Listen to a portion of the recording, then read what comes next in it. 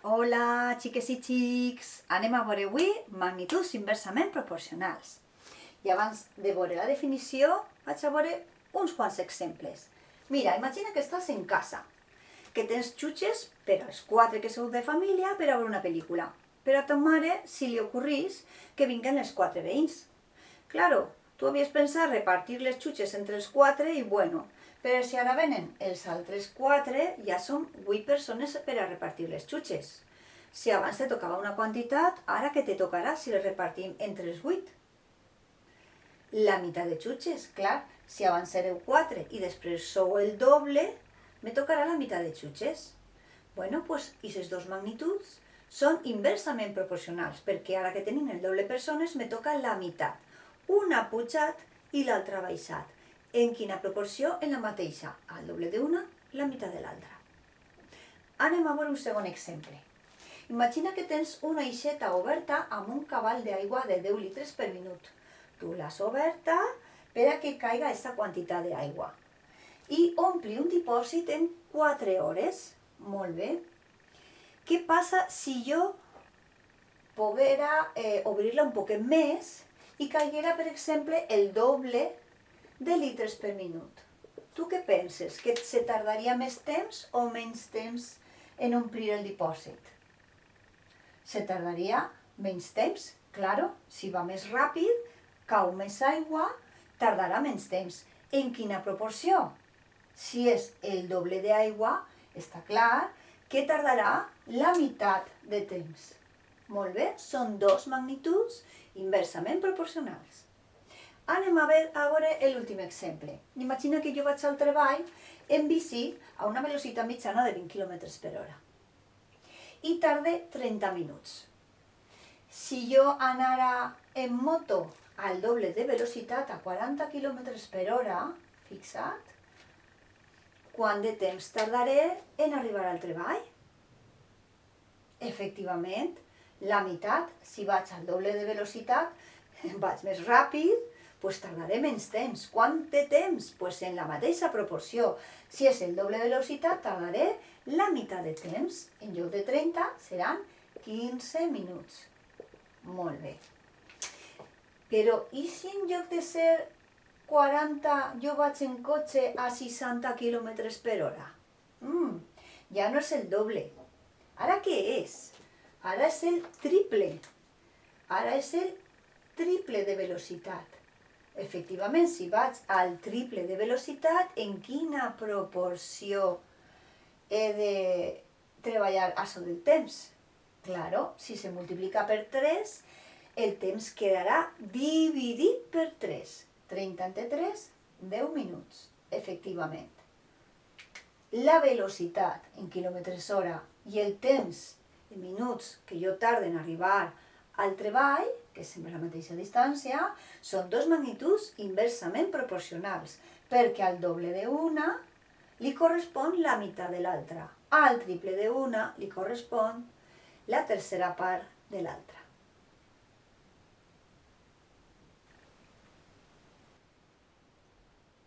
Anem a veure el mateix exemple, però ara en taules. La taula expressa la velocitat en quilòmetres hora i el temps en minuts que jo tarde en arribar al treball. He posat la primera expressió, que era a 20 km per hora anant en bici, tardava 30 minuts. Molt bé.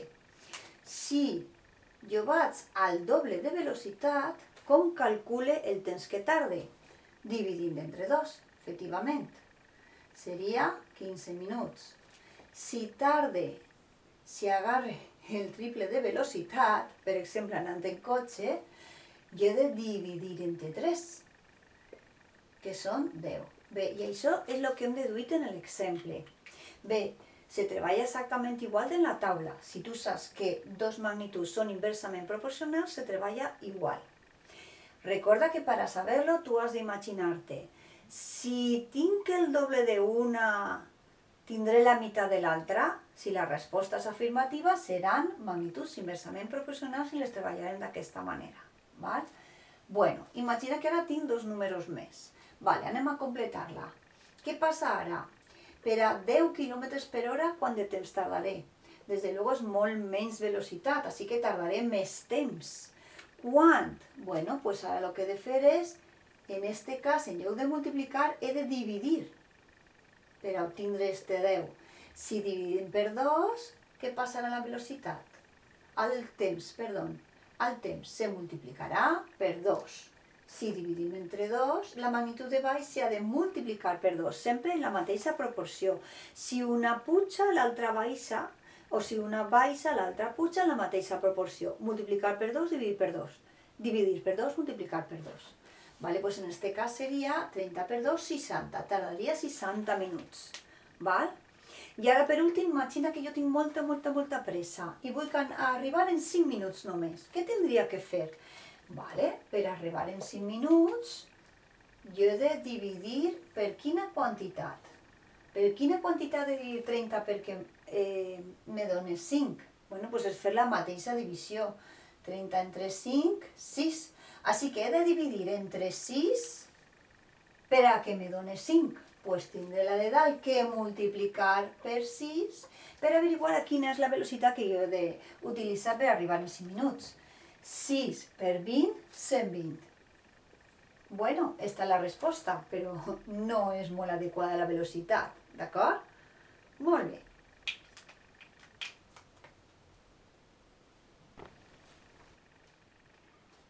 Per últim, anem a estudiar la regla de 3 inversa i com s'aplica, amb un exemple.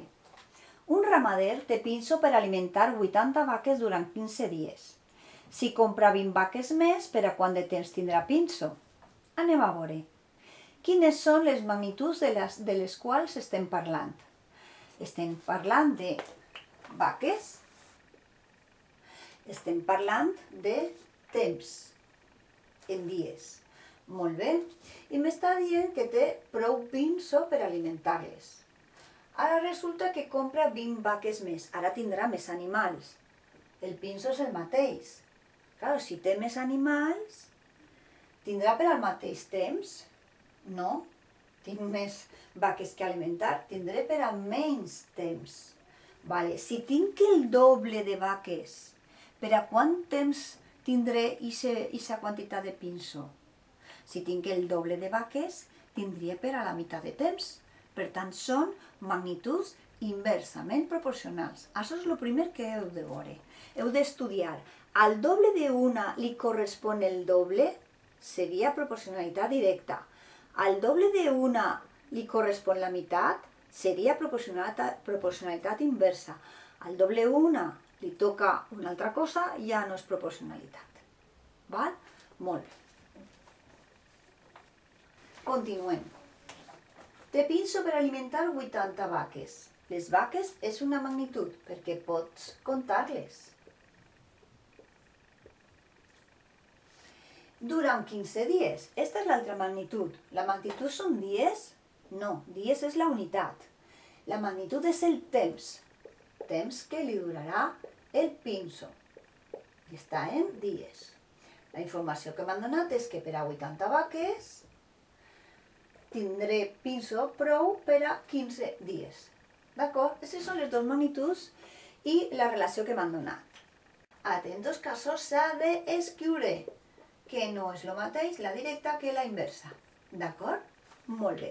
Ara anem a mirar què és el que em pregunten. Me pregunta, si compra 20 vaques més, per a quant de temps tindrà pinso? A veure, el que me pregunta és, si compra 20, per a quant de temps tindrà pinso per a totes les vaques? Vale. Així que la primera cosa és quantes vaques té en total? 80 i 20, 100. Ara té 100 vaques. I la pregunta és, per a quant de temps tindré ara alimentació? Bé, doncs ja sabem que és inversa.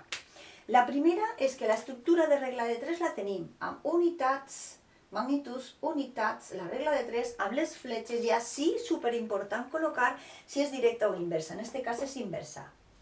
Bé, ara com se resol? Atentos. Per a resoldre la regla de 3 es fa molt paregut amb la regla de 3 directa. Però amb una salvetat. Com és inversa, tindrem que utilitzar una de les dues fraccions utilitzar la seva inversa, que sempre serà la que està relacionada amb els números. Això és prou important per després poder estudiar la composta, d'acord? I no equivocar-nos. Bé, farem això, pensarem en una fracció, però la escriurem al contrari, que es diu fracció inversa. O sigui, el 100 dalt i el 80 baix. Esta és l'única que vaig escriure d'una manera diferent, només una, la dels números. Què fem amb l'altra? La escrivim exactament igual.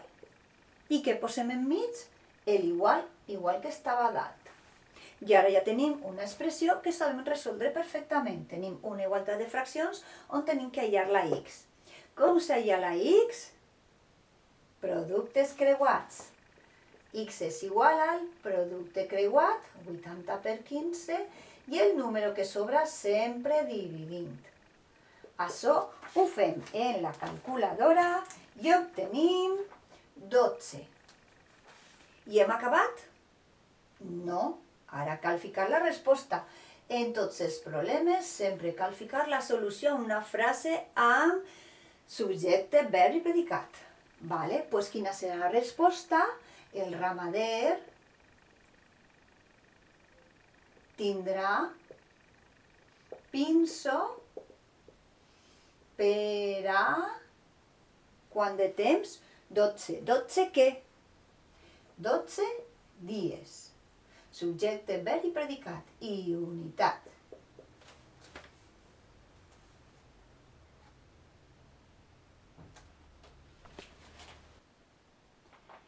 Anem a veure un segon exemple. En una fàbrica de botons tenen una comanda que podran fer en 12 dies de treball, amb els 4 treballadors de la fàbrica. Però si un d'ells es posa malalt, en quant de temps podran fer la comanda? Molt bé, identifiquem primer les dues magnituds. La primera magnitud són dies de treball, per tant, temps. Temps en dies. Primera magnitud. Segona magnitud és treballadors de la fàbrica. Treballadors. Molt bé. El que em pregunten és que si tinc un treballador de menys, en quant de temps podran fer la comanda. Podeu ficar-lo així o podeu ficar-lo a l'inrevés, com vulgueu. El primer que teniu que identificar és que si n'hi ha proporcionalitat o no. Per a veure si n'hi ha proporcionalitat en aquest problema, has de veure al doble d'una li correspon el doble de l'altra. Per exemple, jo tinc la relació 12, 4. Si jo tinc el doble de treballadors, tindré la comanda en el doble de dies? No. Si fos així seria directa. No és el cas, però per ser directa ha de ser al doble d'una li correspon l'altra. No és el cas. Anem a veure la inversa. Si tinc el doble de treballadors, podré fer la comanda en la meitat de dies? Clar que sí. Doncs clarament, esta és de proporcionalitat inversa. Continuem. Ja sabem que és inversa, per tant ho escrivim. Ara anem a veure què és el que me'n pregunten. Me pregunten que si tinc un treballador de menys, en quant de temps tindré que servir la comanda. Està clar que si tinc un o menys, tardaré més. Si tinc un o menys, quants treballadors tindré fent la faena? 3. I quant de temps tardaré en servir-la? No ho sé. X. Fixeu-vos que té igual col·locar esta magnitud així i esta magnitud ahí, que tal com està. El més important és que per a resoldre la regla de 3 heu d'escriure els números com a fraccions. Però atentos, que si és inversa, ja sabeu que heu d'identificar la fracció que està formada per números i ficar-la a l'inrevés, és a dir, la seva fracció inversa. En lloc de ser 4 partit per 3, serà 3 partit per 4. Esta se fica exactament igual i el mig se fica l'igual. I ja tinc la identitat de la qual jo he d'aïllar la x. Com s'aïlla la x? Doncs com sempre, productes creuats. Esta vegada són estos dos els que s'han de multiplicar, així que x és igual, i la x s'escriu per poder aïllar-la, x és igual a quin valor? Els productes creuats, 12 per 4, i el número que sobra sabeu que sempre va dividint. I això me fa un total de 16. Molt bé, doncs anem a ficar la solució. Tardaran 16 dies en servir la comanda. I ja està acabat.